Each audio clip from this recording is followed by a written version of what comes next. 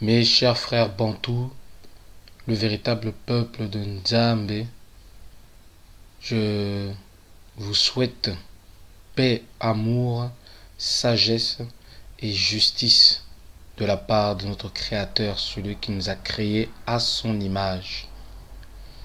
Je bénis vraiment Tata Nzambe, vraiment de tout mon cœur, parce que je vois qu'il y a de plus en plus d'abonnés à ma chaîne. Et d'ailleurs, je ne sais pas comment ça se fait, vraiment, c'est sincère, je ne sais pas comment ça se fait que chaque jour, il y a de plus en plus de gens qui s'abonnent et qui suivent mes vidéos. Ça me fait énormément plaisir et ça prouve que le peuple originel, comme dirait un certain frère, le peuple originel se réveille. Et ça fait énormément plaisir car nous avançons dans la prophétie que Tata Nzambe avait donnée à ses serviteurs les prophètes qui ne sont d'autres que nos ancêtres. Cette prophétie comme quoi il réveillera son peuple, il les rassemblera et il les ramènera dans son pays, qui est la terre sainte, qui se trouve en Afrique, la terre d'Isolélé. Et on voit ce réveil partout. J'ai eu un commentaire d'une personne venant de l'île Maurice, qu'apparemment il y a des gens là-bas qui se réveillent. J'ai beaucoup de commentaires, de messages venant de l'Haïti, de la Guadeloupe, de la Martinique. Ça fait énormément plaisir de savoir que les gens des îles se réveillent et commencent à avoir les yeux fixés sur la Terre Sainte, sur les yeux fixés de la véritable Jérusalem, la véritable Salama, qui se trouve dans la terre d'Isolélé en Afrique bantoue, en Afrique centrale jusqu'en Afrique australe. Il y en a même qui viennent de l'Afrique du Nord, de l'Ouest, qui commencent à se réveiller aussi. Et aussi, ils font partie du peuple béni de Yah, qui ne sont pas bantous, mais qui sont un peuple béni de Yah. La plupart de ceux qui sont en Afrique de l'Ouest sont issus du peuple de Mitzraïm, des Égyptiens. Et on voit que dans Ésaïe chapitre 19, il y a Nzambi dit Égypte qui est mon peuple. D'autres forcément qui viennent aussi de la Syrie, mais c'est un peuple qu'on connaît moins. La Syrie plutôt dans le côté de l'Éthiopie, je pense. Voilà, donc en fait tous les noirs, en fait tout le peuple noir sont le véritable peuple de Nzambe. Nous sommes sa créature faite de sa main, le peuple noir. C'est une vérité que nous devons accepter. Et bon, pour aujourd'hui, voilà, ma vidéo se porte sur le christianisme qui a détruit les enfants de Yakuba, je dirais même tout le peuple noir, mais plus précisément les Bantous, parce que ce sont eux qui sont les plus touchés par cette religion-là. Donc voilà pourquoi le titre de ma vidéo c'est le christianisme qui a détruit les enfants de Jacob, les Bantous. Vraiment, le christianisme, à ne pas confondre avec la Bible.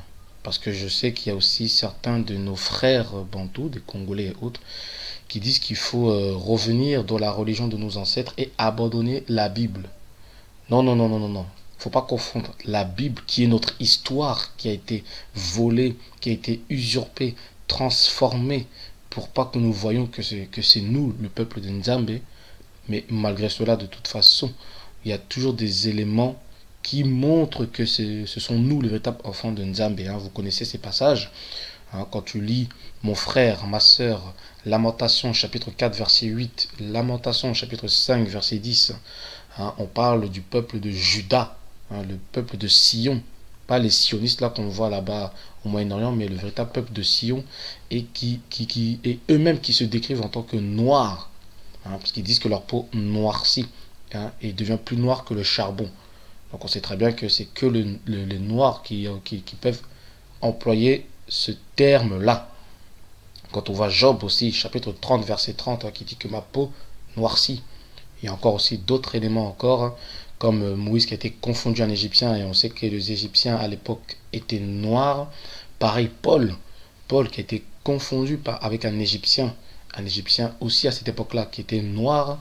Donc voilà, il y a plein d'éléments dans la Bible, bien qu'ils aient voulu trafiquer la Bible pour pas que nous nous identifions, hein, à l'histoire de la Bible, bien qu'ils ont voulu nous aveugler, on voit des éléments, hein, qui prouvent que la Bible est notre histoire. Donc, il ne faut pas mélanger quand on dit, voilà, la Bible et le christianisme, qui est un système religieux érigé par les Européens, par les Blancs, les Occidentaux, hein, du concile de Nicée de 325, si ce n'est pas avant déjà, où vraiment le catholicisme est né, et c'est là où ils ont, par la force, hein, dominé le monde, notamment le peuple originel, comme dirait mon frère bien-aimé. Voilà. Donc, je suis là pour vous ouvrir les yeux. Vous voyez la vérité et la réalité en face. Pour cela, voilà, je vais prendre deux éléments que nous allons suivre ensemble.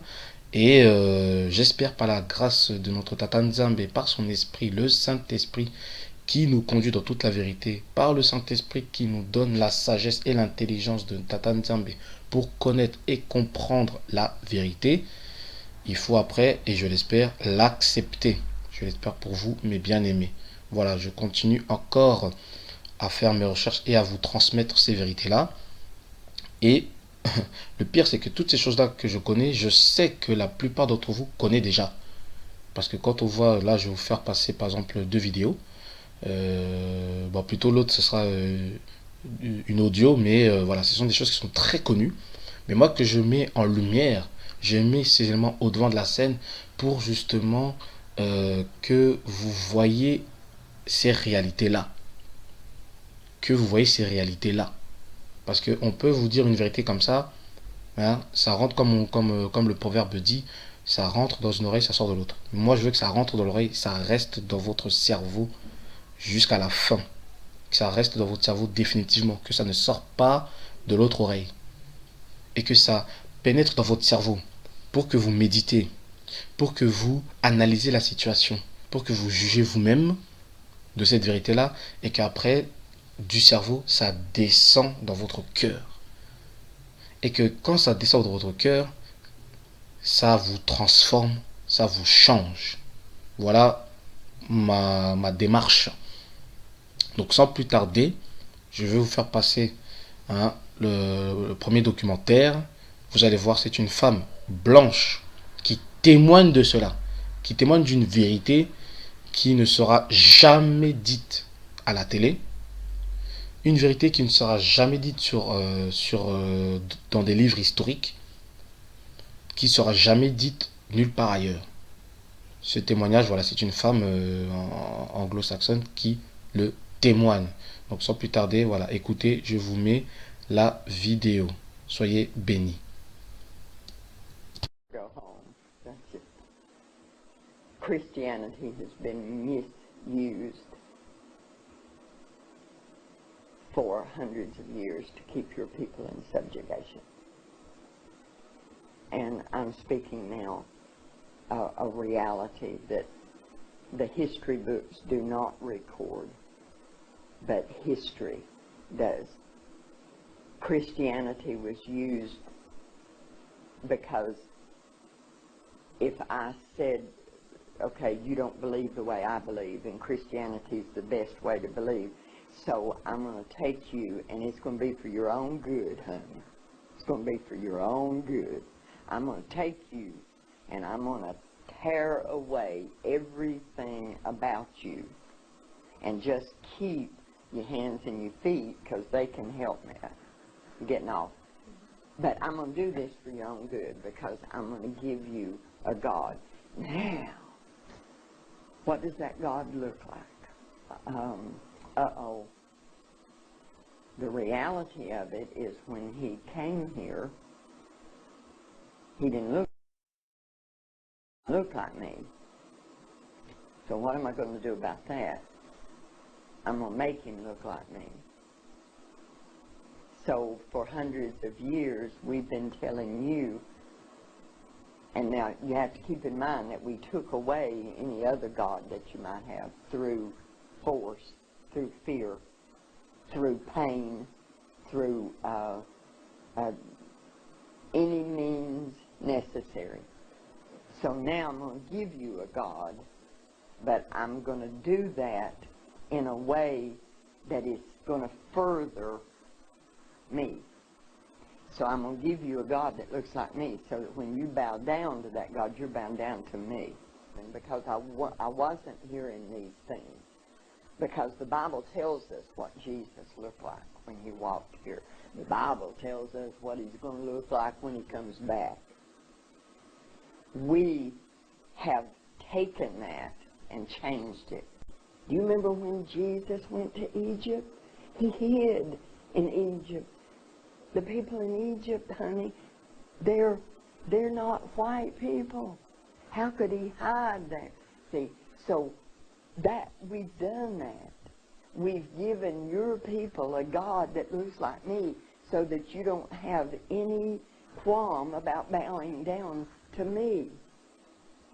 See, because this is the image of God.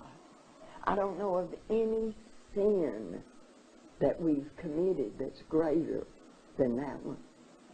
And we did it with the Bible in our hands when we were beating your ancestors for looking at us eye to eye.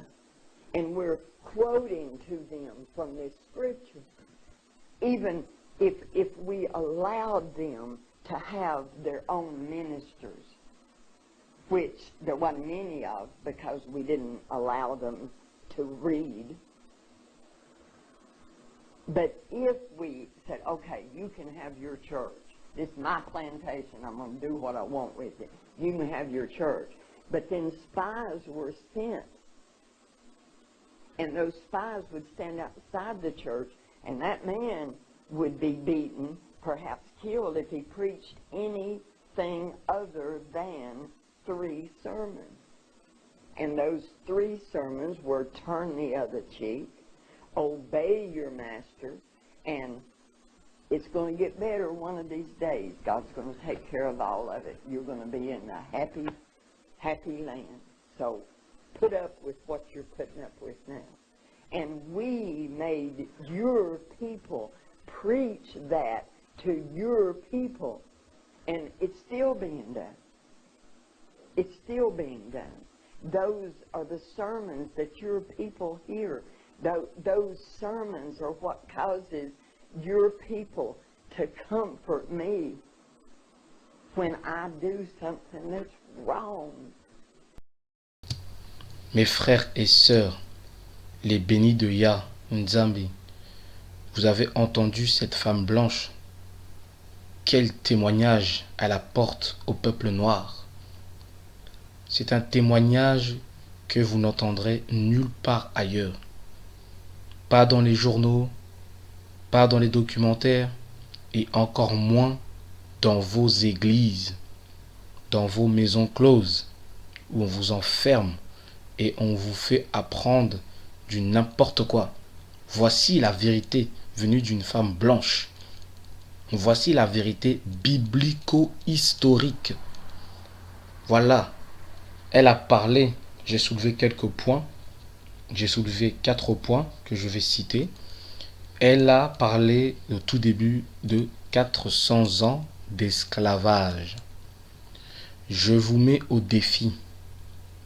Tout de suite, vous les pasteurs et tous ceux qui se disent chrétiens, hein, que vous allez à l'église là-bas, là, dans vos maisons closes, que vous ne savez pas que la mère de toutes vos maisons closes, c'est le catholicisme romain, ce christianisme-là, satanique et démoniaque. Hein. Je vous mets au défi. Prenez tous les livres de l'histoire de l'humanité, de la création du monde et de l'homme jusqu'à maintenant. Si vous connaissez un peuple qui répond aux critères de 400 ans d'esclavage dans une terre étrangère et qui sera opprimé, oppressé, maltraité, je vous mets au défi. Quel est ce peuple, à part les Noirs, quel est ce peuple qui répond à ce critère-là? Et si vous en trouvez, tenez-moi au courant. Je sais qu'il n'y en a pas. Et l'histoire est claire. La Bible est claire.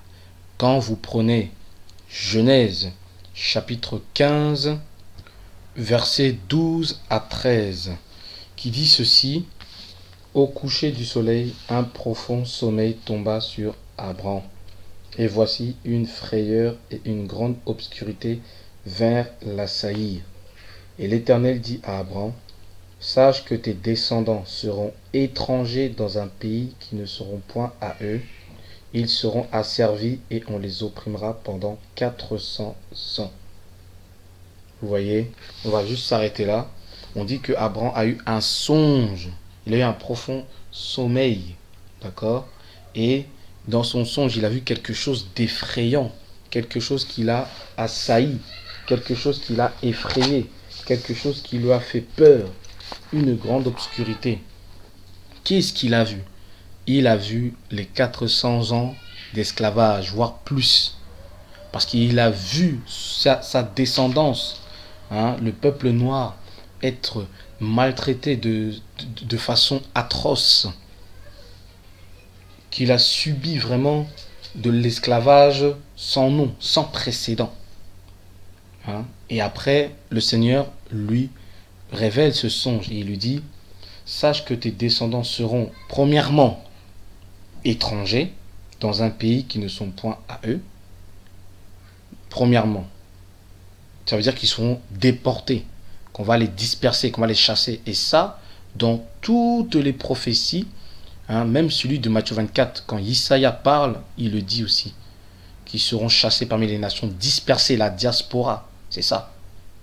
Et c'est ça qu'il dit premièrement, qu'ils seront étrangers dans un que des gens seront étrangers dans un pays qui ne sont pas à eux. Ensuite, une fois arrivés dans ce pays étranger, qu'est-ce qui va se passer? On dit qu'ils seront asservis. Donc l'esclavage, ils vont travailler pour eux. On les opprimera pendant 400 ans. On les opprimera pendant 400 ans. Donc dès qu'ils mettent les pieds dans une terre étrangère, l'année commence et jusqu'à 400 ans. Et on sait tous que seule l'histoire de la traite négrière répond à ce critère-là, répond à la Bible, répond à la prophétie biblique donnée par l'Éternel. Il y a lui-même l'oppression, vraiment la violence à outrance. Je sais que vous connaissez tous l'histoire, je ne vous apprends rien, donc j'ai pas besoin de m'étaler là-dessus. Et la dame blanche a bien répondu à cela. Vous voyez? Ensuite, elle dit, comme j'avais dit au tout début de ma vidéo, elle dit la même chose. Elle dit que la Bible est notre histoire. La Bible est l'histoire de l'homme noir. Souvenez-vous, si vous avez vu ma vidéo où il disait que les vrais Hébreux de la Bible, ça c'est le titre de ma vidéo, les vrais Hébreux dans la Bible sont noirs, déclaration d'un pasteur blanc. Le pasteur blanc a dit exactement la même chose. Cette dame, elle est anglophone, ce blanc est francophone. Je ne pense pas qu'ils se sont concertés pour parler de ça, mais ils disent la même chose, que la Bible parle de l'Afrique, la Bible parle de l'homme noir. Pourquoi? Parce que c'est son histoire, tout simplement. C'est son histoire, tout simplement. Après, pourquoi nous, on se focalise un peu plus sur le peuple bantou? Parce qu'il y a des éléments, des événements historiques qui disent que, effectivement, ce peuple, l'héritage de Tata Nzambe, c'est le peuple bantou. On va le voir. Je continue encore à lire quelques déclarations de la femme blanche qui dit que que la Bible est notre histoire. Ça, c'était le deuxième point. Le troisième point dit que justement ces hommes blancs là, on sait tous que c'était dans le but de les rendre esclaves, d'accord, c'était pour esclavagiser l'homme noir, d'accord. Et pour cela, il fallait élaborer un plan satanique, un plan démoniaque, d'accord, qui va leur permettre de réussir leur plan là, qui va leur permettre de réussir à fédérer l'homme noir dans le système de l'homme blanc. Et une fois que l'homme noir aura fédéré au système de l'homme blanc, l'homme noir, l'Africain, le Bantou si vous voulez, sera asservi, sera à la merci de l'homme blanc. Pour ce fait, quel était le plan de l'homme blanc, c'était une fois qu'ils se sont accaparés de l'histoire de l'homme noir, ils ont blanchi les personnages de la Bible. Et en l'occurrence, le Messie, qui est Christ, qui est Yesaya Congo. Ils ont blanchi tout le monde en gros, mais surtout le Messie. Parce que le Messie, c'est lui le sauveur de l'humanité, c'est lui le sauveur d'abord de son peuple, et ensuite de l'humanité, pour ma part, entre parenthèses pour ma part. Et voilà la véritable histoire. Ils ont changé la couleur de peau. C'est pas moi qui le dis, c'est la femme blanche qui le dit. Si vous avez bien lu ce qui était sous-titré, ou si vous connaissez bien l'anglais, sans lire, si vous avez écouté de sa propre bouche, elle-même, elle témoigne, elle-même, elle raconte. Vous voyez? Et elle dit que voilà, Dieu qui est noir, Yah, Nzambi, le créateur, ils l'ont changé en blanc pour faire accepter le christianisme aux noirs. Pourquoi? Parce que bon là, c'est en l'occurrence, en fait, on parle plus du peuple Congo. Ce Congo était vraiment ce peuple béni de Yah Nzambi. Et ces histoires de la Bible, ils connaissaient ces histoires de la Bible, de l'histoire de nos ancêtres. Vous savez, quand on parle de cette religion, bon, j'aime pas ce mot-là, mais la religion des Bakoko. Souvent, vous entendez ça, les Congolais disent religion des Bakoko. Et les chrétiens, ils condamnent ça. Ils disent, oh, le culte des ancêtres, ça c'est satanique et tout. Non, non, non, non. Quand on parle de religion des Bakoko, c'est en fait tout simplement dire, nous voulons suivre la voie de nos pères, la religion de nos pères. Et nos pères, c'est qui? Nos pères, c'est qui? Ce sont toutes ces personnes que vous lisez dans la Bible. Les Élie, les Abraham, les Yacouba, les Moïse, tous les rois, les prophètes et tout qui suivaient Tata Nzambe. Ils avaient une relation particulière avec Tata Nzambe. Si vous avez vu ma vidéo où je dis Congo, lève-toi et accepte ton identité, j'avais mis une vidéo où on voit le roi de la nation Embo, le roi Zoulou, le roi qui est basé en Afrique du Sud, qui dit ces choses-là, qui dit que nous sommes les descendants de Dieu, les descendants de Nzambi. Nous avons une relation particulière, c'est pour ça que l'homme noir a des dons vraiment spécifiques qui viennent de Nzambi, mais malheureusement dans son ignorance, il l'utilise mal, il l'utilise à mauvais escient ou il l'utilise pour son propre intérêt, malheureusement. Mais ces dons-là, c'est parce que nous avons une connexion particulière avec Yah Nzambi, parce que c'est lui qui nous a créés, qui nous a transmis son esprit naturellement.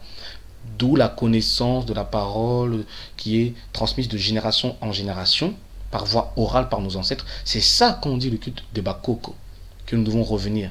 Regardez bien même dans la Bible, quand vous lisez dans l'Ancien Testament, toujours les Hébreux, ils parlaient de leurs pères, leurs ancêtres, que nous on dit chez nous au Lingala, les Bakoko, ou en Kikongo, les Bankaka. C'est ça. Je peux prendre un passage au hasard, vous allez voir, je vais prendre un passage au hasard.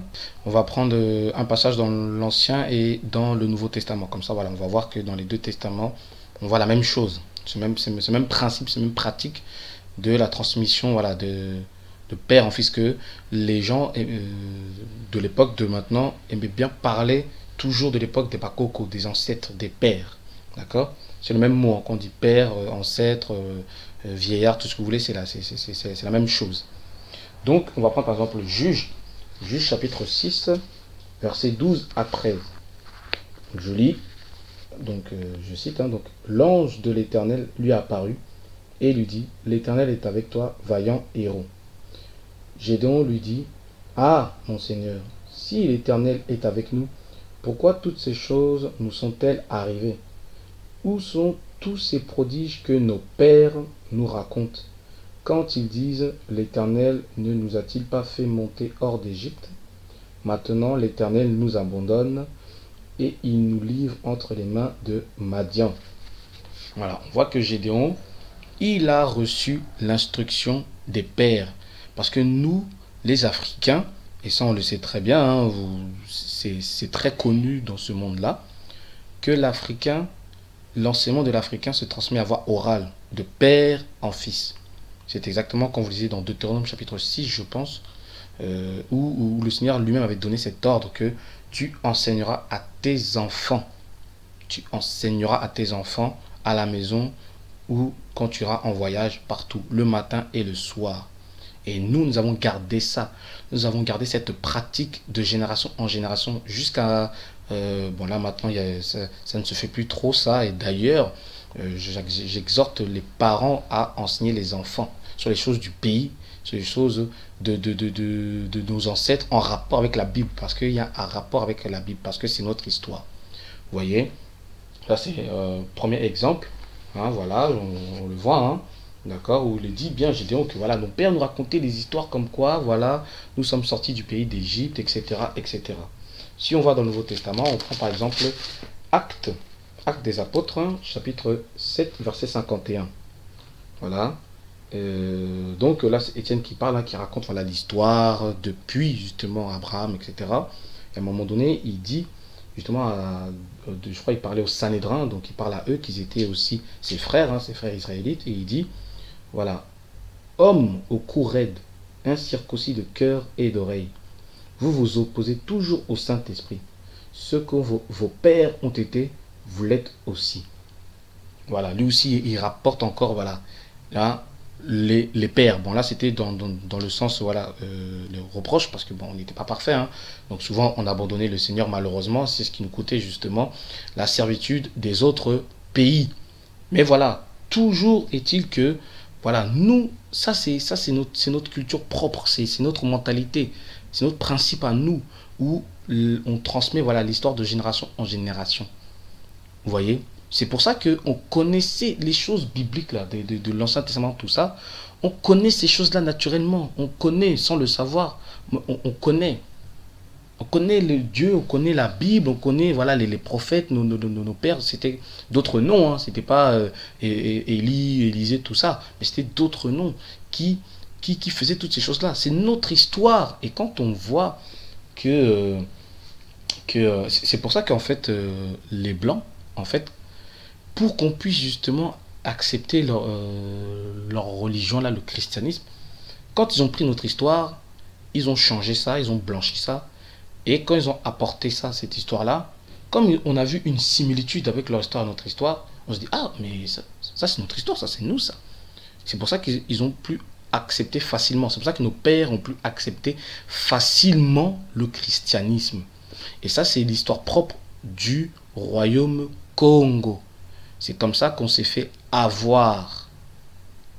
Parce que quand le christianisme est arrivé, quand Diego Cao, hein, le portugais, est arrivé avec son équipe, son équipage, ils ont vu hein, que c'était le peuple qu'ils cherchaient pour justement faire leur traite négrière, l'esclavage là-bas au Brésil. Ça avait commencé au Brésil. Et ils cherchaient ce peuple, parce que ça après c'est la prophétie. Ça c'était l'accomplissement de la prophétie que le Seigneur a dit que vous allez justement être asservis pendant 400 ans. Il parle de les descendants d'Abraham. D'abord, premièrement, la lignée d'Abraham, Isaac et Jacob, et après les autres enfants, hein, des Ismaélites et tout, etc. Eux aussi, ils ont connu ça. Parce qu'on le voit aussi que l'Égypte, on parle dans Ézéchiel, l'Égypte aussi a connu l'esclavage. Et ça, c'est l'autre côté de la lignée d'Abraham, de la lignée d'Ismaël, d'accord, qui avait pour mère Agar. D'accord, pour votre parenthèse, hein, les Ismaélites sont des Noirs, ils ne sont pas des Arabes comme on veut nous faire croire aujourd'hui. Donc, c'est là où on voit l'accomplissement de la prophétie de Genèse 15. Mais pour qu'ils arrivent à l'accomplissement de cette prophétie-là, en tout cas concernant le peuple dit Solélé, qui est le royaume Congo, et autres, hein, frères Bantou, Afrique centrale jusqu'à l'Afrique australe, ils ont dû passer par l'aveuglement spirituel. Et ça, je l'ai dit dans une de mes vidéos, que nous devons faire attention parce que l'Occident veut s'accaparer de l'Afrique. Et on a vu leur plan, leur stratégie, c'était d'abord aveugler spirituellement. Et là, ils ont réussi à nous aveugler spirituellement. C'est ce que la dame dit. Il fallait que notre histoire, ils désapproprient notre histoire et la rendre l'histoire de l'autre, l'histoire de l'ennemi. Mais comme notre histoire et leur histoire est similaire, donc on a accepté facilement. C'est pour ça que, comment il s'appelle, le roi Congo, j'ai oublié son nom, ce roi-là, hein, il s'est baptisé Alfonso Ier. Dès qu'il a fait ce baptême, dès qu'il a fait cet accord, dès qu'il a fait cette déclaration qu'il accepte le christianisme, c'est là où l'esclavage, le pillage, la destruction du peuple du royaume Congo a commencé. Il n'aurait pas pu se faire si le roi n'avait pas accepté le christianisme et faire accepter le christianisme à son peuple. Parce que vous savez que généralement quand le roi adhère à un système ou à quelque chose d'autre, il faisait en sorte que tout le peuple suive. Le peuple suivait automatiquement, naturellement. C'est ce qui s'est passé. Dès qu'on a accepté le christianisme, voilà, on connaît la suite, la traite négrière. Et ça, elle le dénonce, elle le dit clairement. Hein, elle le dit clairement qu'ils ont changé Dieu noir en blanc, hein, pour faire accepter justement le noir au noir le christianisme. Et à partir de là, nous étions à leur merci. Vous voyez, même c'est la même histoire quand vous lisez la Bible, quand vous lisez dans l'Ancien Testament, c'est toujours la même chose. Pourquoi les Madianites ont assujetti les Israélites? Parce que les Israélites vénéraient le Dieu des Madians, donc ils devenaient esclaves de ce peuple-là. Pareil avec les Philistins, pareil, ça a toujours été comme ça. Hein? Et si vous voulez bien comprendre si ce que je dis est vrai, vous lisez l'histoire de la doctrine de Balaam. La doctrine de Balaam, c'est cette histoire-là, où il a dit à Balak que si tu veux terrasser tes ennemis qui sont les Israélites, je ne peux pas moi les maudire, tu me demandes de les maudire, je ne peux pas. Mais par contre, je peux te donner une faille. Dans leur loi, Tata Nzambe leur a interdit d'adorer d'autres dieux. Si tu arrives à les faire adorer d'autres dieux, se prosterner devant d'autres idoles, la main de Yan Nzambe va se retirer, ils n'auront plus la protection et tu pourras les terrasser, toi et ton armée. C'est exactement ce qui s'est passé au temps de Balaam avec le roi Balak, l'ammonite. C'est exactement ce qui s'est passé en 1400 et quelques avec Diego Cao vis-à-vis du royaume Congo. Bon, je dis royaume Congo parce que c'est l'histoire qu'on connaît le plus, mais ce n'est pas que eux qui ont été touchés, hein, d'accord? Voilà. Je dis ça pour éviter que les gens disent oh, pourquoi Congo, tout. Non, parce que c'est l'histoire qu'on connaît, c'est la référence, c'est le point central, mais après, ça a touché tous les Noirs, effectivement. Bon, pas tous les Noirs, parce qu'il y en a qui n'ont pas été mis en esclavage, mais une grande partie du peuple africain. Voilà ce que la Dame Blanche dénonce. Et elle dénonce aussi, ça c'était le troisième point, elle dénonce aussi un quatrième point qui dit que oui, effectivement aussi, quand maintenant, après, voilà, ils nous ont bien esclavagisés, ils nous ont bien assujettis, quand ils ont continué leur mission, voilà, d'envoyer des missionnaires pour justement convertir les Noirs au christianisme, ils disent qu'ils ont aussi permis qu'il y avait des missionnaires noirs, hein, pour faire aussi cette mission-là, hein, d'évangéliser, d'apporter le faux évangile. Mais ces peuples noirs, ces missionnaires noirs, hein, étaient obligés d'enseigner le système de l'homme blanc, en fait. Ils ne pouvaient pas enseigner ce qu'ils voulaient. D'accord? Et j'ai relevé, en fait, ce qu'elle dit, la femme blanche, hein, voilà, les trois serments, hein, qui étaient résumés, enfin, tous les serments qui étaient résumés en 3 serments, hein, c'était les choses les plus importantes qu'il fallait enseigner au peuple noir pour le tenir, vraiment les maintenir en esclavage, pour les maintenir esclaves. Ces 3 points-là sont quoi? Donner l'autre joue pour être frappé, 1. Obéissance totale aux autorités, aux maîtres, 2. Et puis, tout ira bien au ciel, hein, pour le peuple noir. Hein, voilà. Donc en fait, tout ce qui se passe sur la terre, voilà, faut pas s'en occuper. Voilà. Et quand on voit aujourd'hui dans les églises, c'est exactement ce qu'on enseigne. Tendre l'autre joue, ne pas être frappé. Bon, oui, ça, ok, ça c'est biblique, c'est véritable. Parce que voilà, on ne doit pas répondre à la violence. Voilà, de se battre parce qu'après ça peut se dégénérer, ça peut aller plus loin. En fait, la sagesse de Dieu nous enseigne que, en fait, voilà, si toi tu rends le coup qu'on t'a donné, ça peut aller après très loin. Voilà, ça peut te pousser à pécher, d'aller plus loin, d'aller au meurtre et tout et tout. Et là, après, ça devient grave. Et là, non seulement la loi humaine te condamne, mais aussi la loi divine. Parce que Tata Nzambe a dit, voilà, tu ne tueras point. C'est justement pour éviter ces choses-là qui dit que, voilà, si quelqu'un veut juste te taper, tout comme ça, voilà, laisse-toi faire, laisse tomber, essaie de le raisonner, de le séparer pour, voilà, pour pas que ça aille plus loin. C'est dans ce sens-là. Mais eux, ils ont pris ce prétexte-là pour justement en abuser l'homme blanc. Vous avez vu tout ce qu'ils ont fait. Ils ont abusé de l'homme noir. Hein, en se basant juste pour dire, voilà, tendre l'autre joue. Maintenant, en fait, en gros, eux, ils ont pris ce passage-là pour dire que, en gros, voilà, on peut abuser de toi. Toi, tu n'as le droit de rien dire, de rien faire. Et ça, ce n'est pas vrai, c'est pas biblique. Vous lisez, vous regardez la vidéo de notre frère Darkshine, où il répond justement à Jésus-Christ TV par rapport à son scandale qu'il a fait là, son émission du n'importe quoi là, pour dire que voilà, par rapport aux protestations en Afrique, je sais pas quoi, si on te tue, tu vas aller en enfer. Des bêtises, des inepties, des gamineries, des trucs vraiment du n'importe quoi. Bref, voilà, j'ai pas envie de jeter la pierre quand même, mais faites attention à ce que vous écoutez, mes bien-aimés. Ayez la sagesse de Tata Nzambe, ayez la sagesse du Saint-Esprit pour que vous raisonniez vraiment convenablement, que vous soyez sensé selon la sagesse de Nzambe. Parce qu'il y a des choses qui se disent dans les assemblées, c'est vraiment du ridicule. Donc, voilà pour le premier point, tendre l'autre joue. Il faut bien contextualiser tout ça. Il faut mettre ça dans son contexte. D'accord? Deuxième point, obéissance totale aux autorités, aux maîtres. Ben ça, voilà. Il faut obéir au doigt et à l'œil.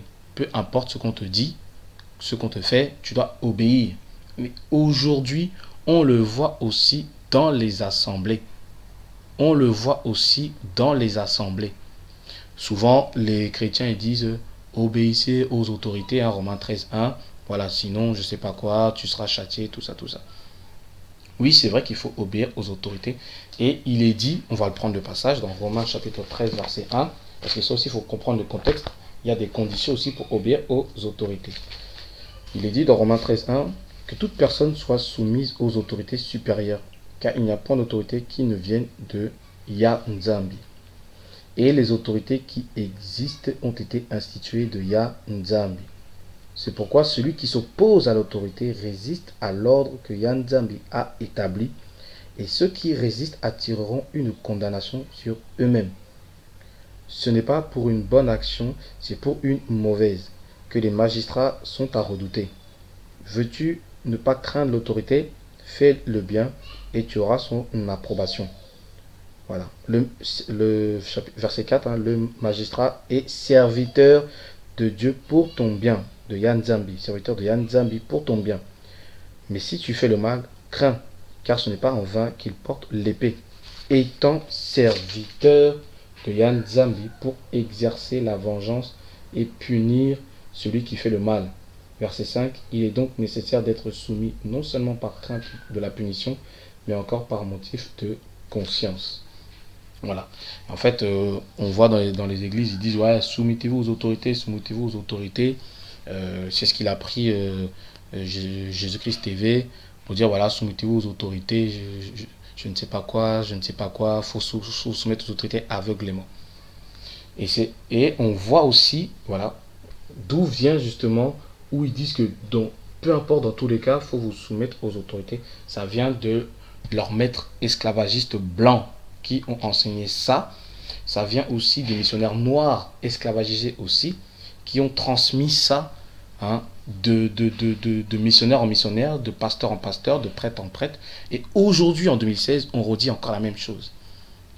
Mais c'est vrai, mais c'est pas vrai. C'est vrai qu'il faut se soumettre aux autorités instaurées par Yah Nzambi, à condition que ces autorités-là agissent selon les lois de Yah Nzambi. Parce qu'on dit bien que ces magistrats sont les serviteurs de Yah Nzambi. Ça veut dire qu'ils sont en conformité, ils agissent, ils jugent, ils punissent, hein, selon la parole de Nzambi. Par contre, si ils ne font pas selon la parole de Nzambi, il ne faut pas les suivre. Il ne faut pas les suivre. Je répète, il faut obéir aux autorités à condition que eux-mêmes soient soumis à l'autorité divine. Si eux ils ne sont pas soumis à l'autorité divine, il ne faut pas les suivre. Mais bien aimé, je vous donne un exemple. Il y a eu plein d'exemples bibliques, hein, mais moi je vais donner un exemple simple. Soyez remplis de la sagesse de Yah Nzambi, s'il vous plaît. Je vous pose une question simple. Si maintenant, demain, dans un pays quelconque, Moi, je suis en France, d'accord? Je suis en France, donc mon président, c'est François Hollande. On doit se soumettre aux lois, mais voilà, selon selon la limite du raisonnable, la limite de la loi de Yann Zambi. Si maintenant, demain, François Hollande, il dit, on va maintenant mettre une loi, d'accord? On va violer toutes les personnes, on rentre chez les gens, on va violer leurs petites filles, on va tuer, vous les maris, on dit qu'on va tuer votre femme. Franchement, est-ce que vous allez accepter cette loi-là? Est-ce que vous allez accepter cette loi-là? On dit maintenant, la loi dit que maintenant, on va commencer tous les premiers du mois, on va chez quelqu'un, on vous coupe un doigt. Est-ce que ça, ce sont des choses qui sont en conformité avec la parole de Yah? Non. Le Seigneur a dit, tu ne tueras pas, tu ne voleras pas, tu ne violeras pas, tu ne voleras point, tu ne feras pas de mal à ton prochain. Mais eux, ils disent qu'ils prennent des lois pour faire du mal à ton prochain. Femme, vous imaginez, on prend votre enfant, la loi dit que d'abord on va vous violer. Je vais très loin, excusez-moi, je fais exprès pour que vous raisonniez, pour que vous soyez vraiment sensés. Et parce que des fois, on entend des choses dans les maisons closes, dans les églises, c'est du n'importe quoi. Moi, l'émission de Jésus-Christ TV, ce que j'ai entendu là, c'est un scandale. Mais là, je vous dis une chose. Si maintenant il y a une loi qui passe, qui est mise en vigueur et qui dit que vous les femmes, on va vous violer, le président il vient et tous ses ministres, tous les gens, on vous viole un par un, ils vous viennent, ils vous violent. Vous allez accepter cette loi-là? On dit qu'on prend votre enfant, on va la violer, on va la faire tout ce qu'on veut. J'exagère, je sais, j'exagère, mais je vais vous faire raisonner. Il vous dit ces choses-là, vous allez accepter? Vous, Marie, on dit que la loi, ça va être ça, ça, ça, ça. Vous allez accepter? Mais non, vous n'avez pas accepté. Vous n'allez pas obéir aux autorités parce que c'est l'autorité qui a été établie de Dieu. Donc voilà, il faut qu'on se soumette aux autorités. Si vous réfléchissez comme ça, donc ça veut dire que vous êtes obligé d'accepter les lois, donc vous êtes obligé de vous laisser violer. Vous, les maris, vous êtes obligés de laisser votre femme se faire violer. On va prendre vos petits-enfants, faire des choses, des choses atroces. Parce que, excusez-moi, vous savez ce que je suis en train de dire là? C'est ce qui s'est passé pendant la traite négrière. Les femmes étaient violées par leur maître. Les femmes étaient violées par leur maître. Les petites filles étaient violées par leur maître. C'est ce qui s'est passé pendant les 400 ans là. Quand on voit que papa Abraham, notre ancêtre, a vu dans ce profond sommeil des choses qui l'ont assailli, qui l'ont fait peur. C'est ça qu'il a vu. Exactement ce qu'on voit dans la traite négrière. Vous les femmes, vous étiez, vos mères, dans la traite négrière étaient vendues, vous étiez mises à nu. Et c'est marqué dans la Bible aussi, qu'on va vous mettre à nu. Vous étiez toutes nues. On voit vos parties intimes et on dit voilà, qui veut acheter cette femme esclavagiste? Les hommes pareil, on vous mettait à nu. Et on dit que vous devez obéir à vos maîtres. Nos ancêtres étaient dans l'obligation d'obéir à leurs maîtres. Donc aujourd'hui, si on remet encore ce qui s'est passé avant, on remet encore aujourd'hui dans notre époque, donc vous voulez dire qu'on est obligé de tout accepter. Arrêtez vos bêtises, mes bien-aimés. Et en plus, tous ceux qui disent ça là, soumettez-vous aux autorités, tout ça, ils se contredisent. C'est là qu'on voit que vous êtes des insensés, vous les chrétiens. Vous êtes vraiment des insensés, vous les pasteurs. Pourquoi? Parce que vous dites qu'il faut vous soumettre aux autorités. Romains chapitre 13, verset 1. Mais vous condamnez l'homosexualité qui est maintenant une loi des pays. Vous êtes là en train de dire oui, il faut condamner l'homosexualité, mais les autorités, eux, ils sont pour l'homosexualité. Donc vous êtes contre les autorités, donc vous n'êtes pas soumis. Donc dans vos maisons closes, vous dites soumettez-vous aux autorités, mais vous dites non, mais il faut être contre l'homosexualité. Mais les autorités sont pour l'homosexualité. Ils ont des droits et tout, alors que dans la Bible, il est dit que les homosexuels non seulement ils n'iront pas dans le royaume de Dieu, mais selon la loi, normalement, ils doivent être punis. Ils sont punis aux yeux de Yann Zambi. Donc maintenant, vous faites quoi maintenant? Je vous pose la question. Maintenant, vous faites quoi? Bon, vous êtes pour les autorités, donc pour l'homosexualité, ou vous êtes contre vous êtes contre l'homosexualité, donc vous êtes contre les autorités? Bon, vous faites quoi maintenant? Vous voyez la confusion? Est-ce que vous voyez la confusion? Cette femme, la femme blanche, elle dénonce tout ça.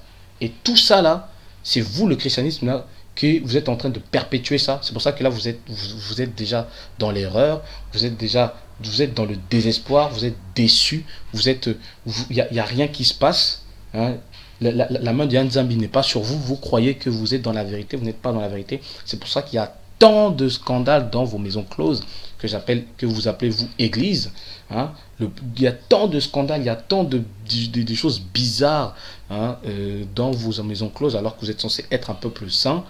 Et pourquoi? Parce que vous n'êtes pas dans la vérité. C'est la vérité qui sanctifie, c'est la vérité qui purifie.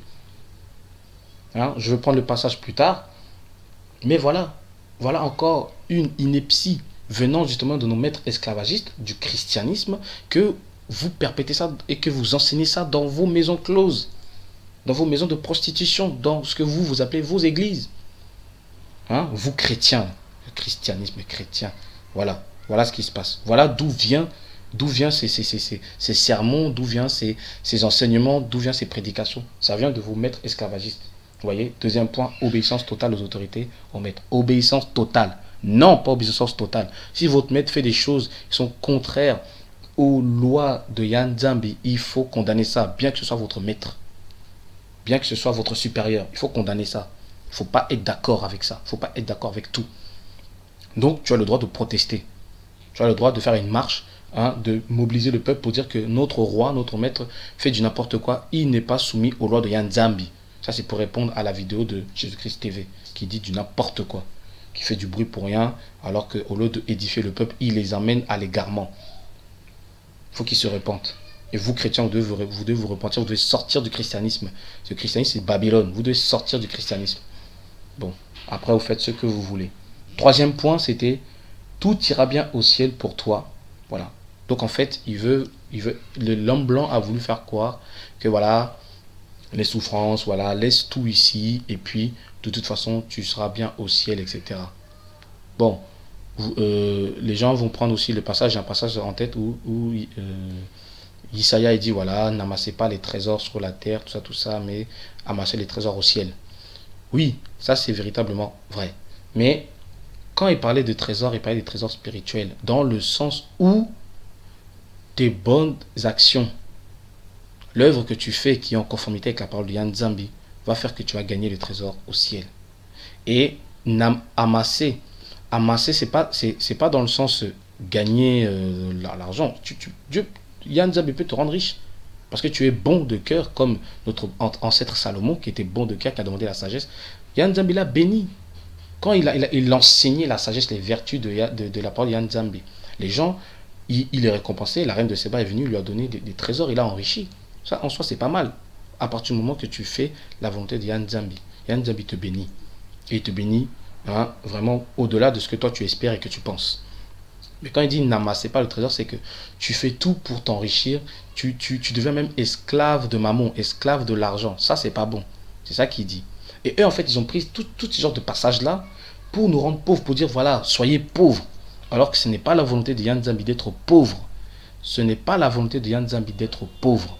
La volonté de Yan Nzambi, c'est voilà, de marcher selon la justice, la sagesse et l'amour de Yan Nzambi. Et toutes les choses te sera données par-dessus. Comme il dit dans Matthieu 6, verset 33. Cherchez d'abord le royaume et la justice de Yan Nzambi, et toutes ces choses seront données par-dessus tout. Donc lui, le but de Yan Nzambi, c'est qu'il veut te combler de bonheur sur la terre, parce qu'il ne faut pas oublier que c'est sur la terre qu'on va régner. Les histoires de l'enlèvement, tout ça, c'est faux. Je vous le dis, c'est faux. La vérité, c'est que Christ va venir régner sur la terre.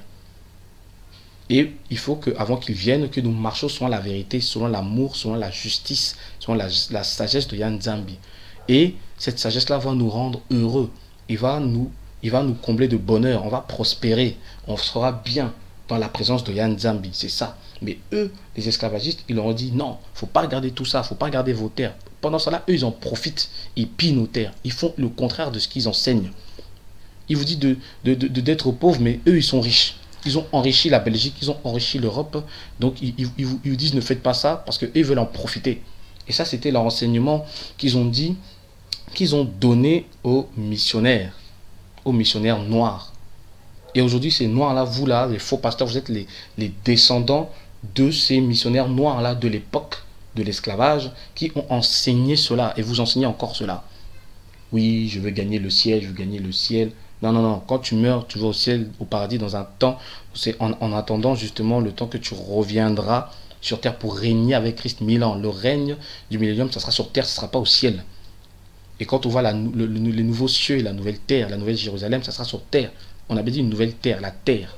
Les nouveaux cieux, ça sera pour les anges, et la nouvelle terre pour les hommes. Et nous, on veut vous faire croire que non, il faut abandonner la terre, la terre que Yann Djambi nous a donnée, qu'il a choisi, comme dit la Bible, la meilleure terre pour que tu habites, pour que tu vives. Cette meilleure terre-là, tu dois l'abandonner pour regarder le ciel. Il dit non, vous êtes des humains, vous êtes tirés de la terre, je vous ai mis à un endroit pour que vous y régniez et que vous fassiez résider mon nom, que vous exerciez la justice, la paix et l'amour dans votre famille, en société et dans la nation. Voilà le véritable enseignement de Yann Djambi. Et tout ça là, voilà. Si aujourd'hui l'Afrique est pauvre, c'est à cause du christianisme. Mais aujourd'hui, le christianisme continue à appauvrir le peuple noir en donnant des faux enseignements. Oui, si tu travailles pour l'argent, je sais pas quoi, tu seras maudit. Faut pas voir l'argent. Non, non, non, non. Il faut travailler. Quand tu travailles, tu gagnes ton pain. Yann Djambi te donne la sagesse pour faire fructifier l'argent que tu investis, que tu travailles et tu es bien, tu es béni. Parce que si ce n'était pas le cas, qu'il ne faut pas être bien béni, heureux, prospère dans ce monde-là, papa Abraham n'aurait pas été béni. Papa Isaac n'aurait pas été béni quand dans la misère, il a voulu aller en Égypte. Yann Djambi, il a dit non, toi tu ne vas pas aller comme ton papa Abraham en Égypte. Reste dans cette terre de misère, sème, travaille la terre et tu seras riche. Il a été plus riche de toute la contrée, dit la Bible. Yaya Salomon a dit quoi? Il a demandé juste la sagesse. Yann Djambi, il a dit quoi? Puisque tu as demandé que la sagesse et tu n'as pas demandé la prospérité ni la mort de tes ennemis, voilà, je te donnerai la sagesse, mais en plus de ça, je vais te donner les richesses, l'or, l'argent, etc., etc. Donc, Yann Djambi se contredit. Non. Ayez le discernement pour bien contextualiser chaque passage dans la Bible, mes bien-aimés. Voilà, c'était la première partie. J'avais dit que j'allais mettre 2 extraits. Bon, comme c'est un peu long, voilà, je m'arrête sur ce premier extrait de la femme noire, de la femme blanche, pardon, qui a parlé. Et puis le deuxième passage, je ferai une deuxième vidéo pour le deuxième extrait où je continuerai sur le même thème, que c'est le christianisme qui a détruit les enfants de Yacouba. Petite parenthèse à méditer, cette femme blanche qui a témoigné de cette vérité-là. Là, je parle à mes frères qui pensent que aucun blanc ne sera sauvé, aucun édomite.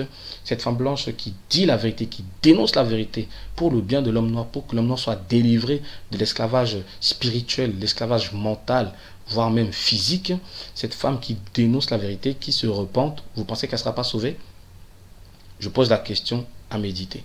Voilà, sinon, le thème c'était voilà, le christianisme. Sortez de ce christianisme, sortez de cette maison close, cette maison blanche, tombeau blanchi, où à l'intérieur c'est rempli de rapines. Vous voyez l'image que j'ai mise, hein, voilà l'image que j'ai mise, pardon.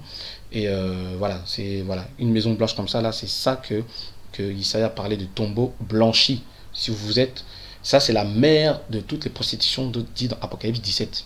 Et toutes les dénominations du christianisme a pour source, a pour mère, a pour origine le catholicisme romain, le concile de Nicée de 325. Si vous demeurez dans ces maisons closes là, vous avez pour mère elle, le catholicisme romain, le Vatican. Sortez de là parce que le christianisme, c'est ça qui nous a détruits.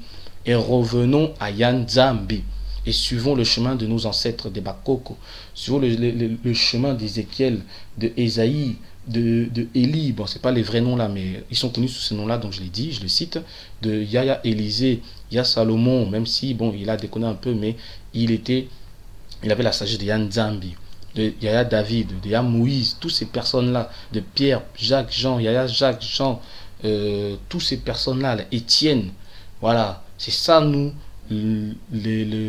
la voix des Bakoko ou des Bankaka, qui connaissaient le véritable Yann Djambi. Il faut qu'on suive ce chemin-là. Et nous aurons le succès, la victoire face à nos ennemis, qui sont les Occidentaux, les États-Unis, l'Europe, etc. Et même les Asiatiques, les Indiens, qui commencent eux aussi à piller, déjà à envahir, à mettre les pieds dans notre terre sainte, et à nous piller et à nous rendre esclaves. J'ai entendu des choses atroces concernant mon pays, que même les Indiens, ils méprisent nos frères, ils font des choses, ils les prennent pour des chiens, ils font des choses atroces, ils se moquent, ils dénigrent l'homme noir, ils dénigrent le Congolais.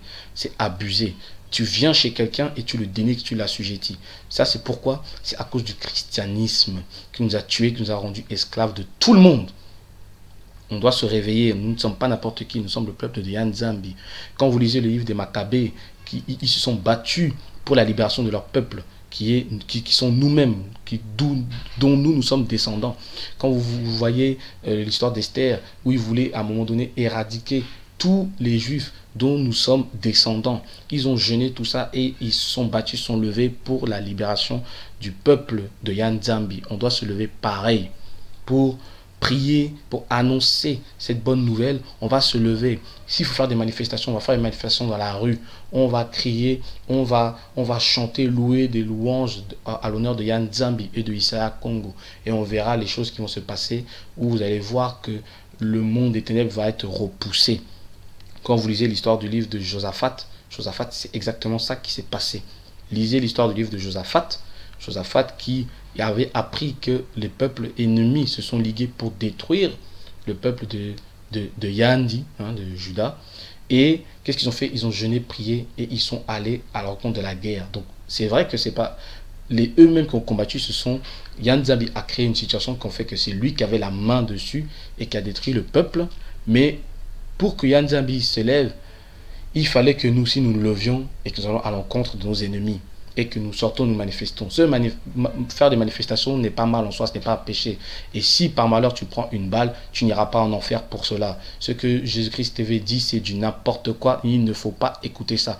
Priez pour la femme qui avait un très beau raisonnement, un raisonnement très sensé et qui a été entourloupée, endoctrinée par cet enseignement satanique de Jésus-Christ TV. Priez pour cette femme, priez aussi pour Jésus-Christ TV qui se repente, qui revienne à la vérité, parce que c'est du n'importe quoi. Le christianisme a détruit les enfants de Yakuba. C'était le thème de ma vidéo. Je vous quitte. Voilà, je ferai, comme je l'ai dit, le deuxième volet. Et sur ce, je vous dis paix, amour et grâce sur vous.